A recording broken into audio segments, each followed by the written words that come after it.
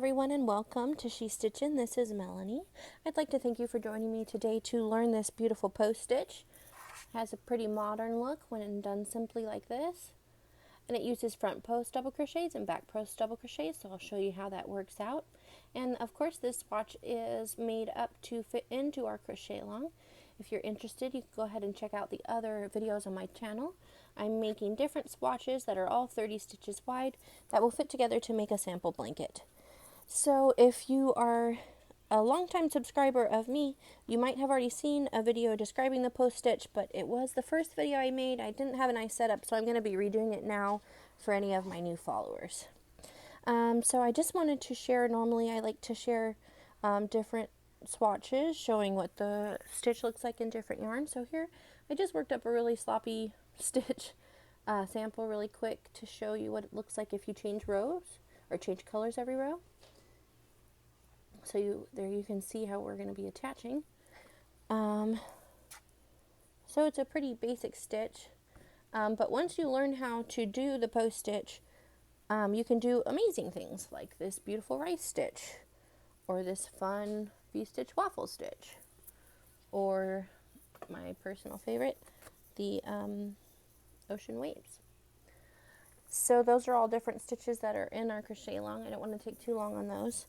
And if you're interested in doing the crochet along but you don't want to work up a new square every week, you can do this variation where you just do a few lines of the pattern each week, and then it makes this beautiful sample scarf.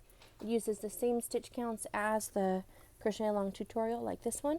And you can see here on the bottom is the post stitch, and then the bean stitch, and the V-stitch waffle, so you can see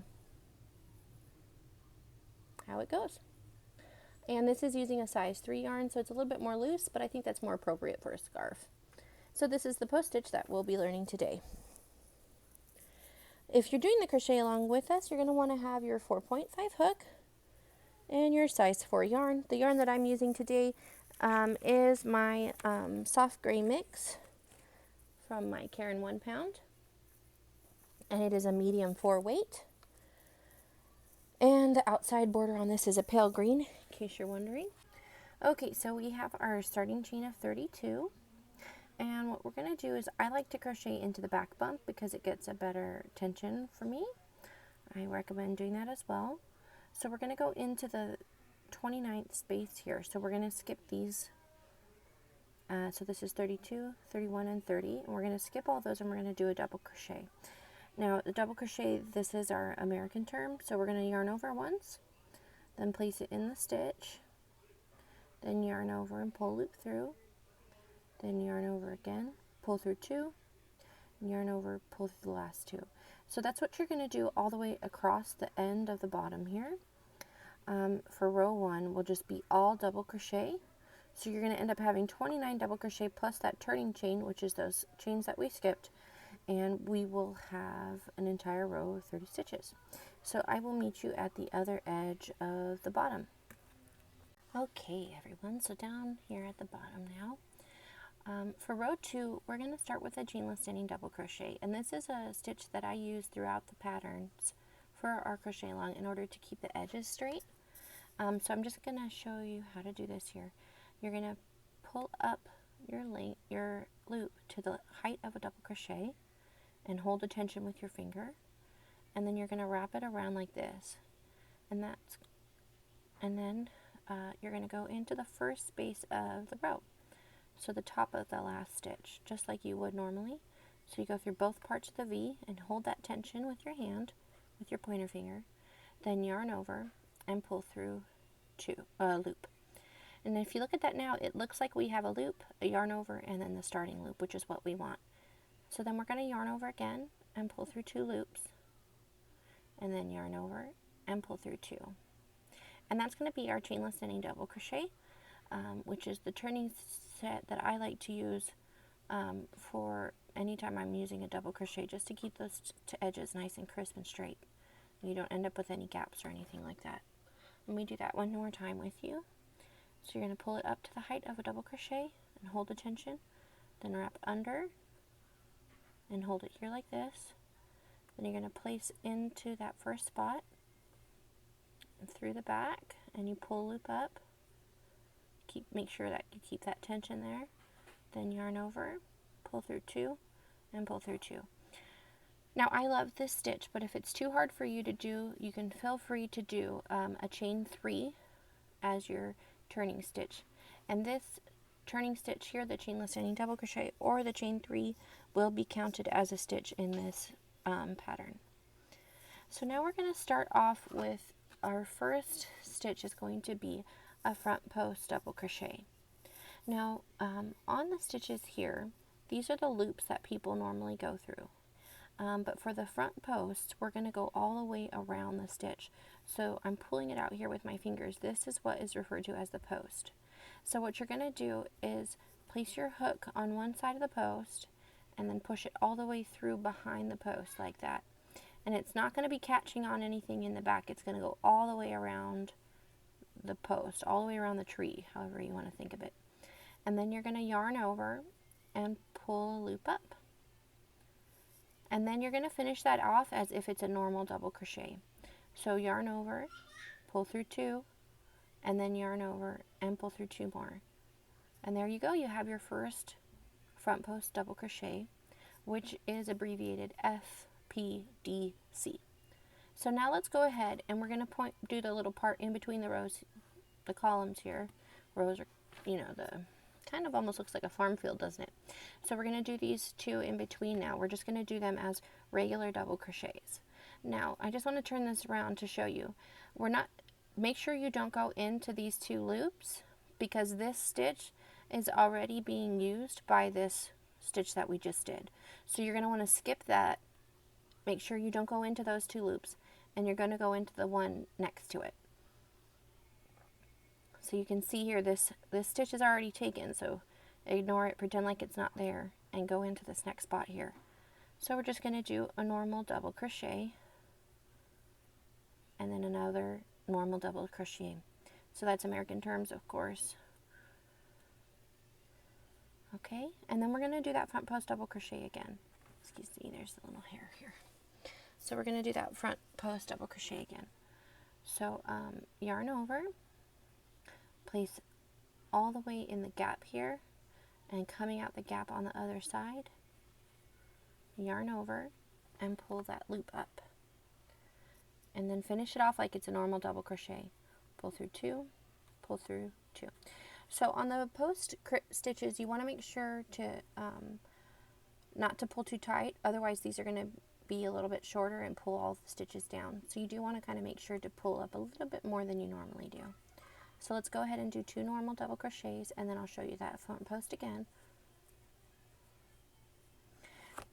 So this front post can be used in any repetition that you want. For this pattern, we're just going to do front post stitch, 2 regular, front post, 2 regular. Okay, so let's go ahead and do that next front post. So you're going to go in from one side and out the other, yarn over, pull loop up. So if you pull that back up to the height above the stitches, that's normally going to get you the great amount of slack there. There you go. So I'm going to go ahead and finish out the row, and you can rewind that and play it again if you're still a little bit confused. But I'm going to finish out the row, and I'll meet you at the end. Okay, so now I've got to the end of the loop. I just finished 2 double crochet and a full front post double crochet. And then the last stitch of the row is going to be worked into the turning stitch, and it's just going to be a regular double crochet. So we've got 1, 2, 3 chains of the turning stitch, and we're going to want to go into the top one here. So we go in there and just a normal double crochet. And then we're going to get ready to turn, and I'm going to do that chainless standing double crochet again. And if you're uncomfortable with that, you can do a chain 3. If you want to have a more in-depth tutorial on this, I will make sure to link the Moogly Blog video tutorial on this. She's actually the person that created the stitch, and she does a great job teaching it. So go ahead and hold the pressure here, wrap it around once, and then place in, and hold that tension and pull loop through, still holding the tension, pull through 2, then you can let go, pull through 2. Okay, and now for our first stitch in row 3, you can see the next stitch that we're coming to is that front post from before. So what we're going to want to do now is called a back post, and that's going to keep it pushing out the same way so that it really starts to raise up. So what we're going to do is yarn over like you're starting a double crochet, and then sometimes it helps to turn your work like this a little bit. We're going to go, so you can see the post is kind of standing out here, and we're going to put our hook behind and all the way behind the whole post. So this is what it looks like on the side facing you. All the way behind that post, and then you just do a normal double crochet. So you yarn over, pull a loop up, pull up a little bit extra slack so it's not too short, and then yarn over, pull through two, yarn over, pull through two, and that's your first back post. And you can see it's starting to stand up, and it's not pulling that post back down. And then like before on the front post, you're not going to use this the top of this first stitch of this stitch of the row, not first, the second to last stitch of the row, because it's already being, this stitch is already being used. So don't use the top of that one or it's going to send off your counts, okay? So go into the next one and do a normal double, 2 normal double crochets is next. So yarn over, place in, do a double crochet, and the same thing in the next spot. There we go. And now we've come to our next post stitch. So we're going to yarn over and place it all the way behind like that, and then yarn over and pull the loop up, then yarn over, pull through two, yarn over, pull through two. I'll do that one more time with you guys, so make sure you skip that stitch because we already used it. And we're going to do 2 more, and then let's do another back post. So don't be afraid to pause the video and have me talk a little bit slower and rewatch if you're struggling. Also, you can comment down below if you have any questions. And we also have a Facebook group where there is a lot of us doing the crochet along. So if you need somebody else's perspective, there's lots of us there all working together, and it's really fun to see everyone's results. So let's do this back post again. So we're going to kind of tilt our work so we can see. Place it all the way under. You can see what that looks like from this side. Then yarn over, pull through two, pull through two. Okay, so we're going to repeat that all the way across the row. So we're going to do a back post double crochet and then 2 double crochets. Okay, and then I will meet you at the end of this row. So I just finished off my last back post of the stitch. So I've got 2 regulars and then a back post. Turn it around so you can see it's really starting to lift those stitches up and create that fun modern looking raise there. So the last double crochet, or the last stitch of the row, is going to be worked into the top of that turning chain. So you can see the top of it there, and it has the 2V just like a normal double crochet. So you just insert your hook into the 2 tops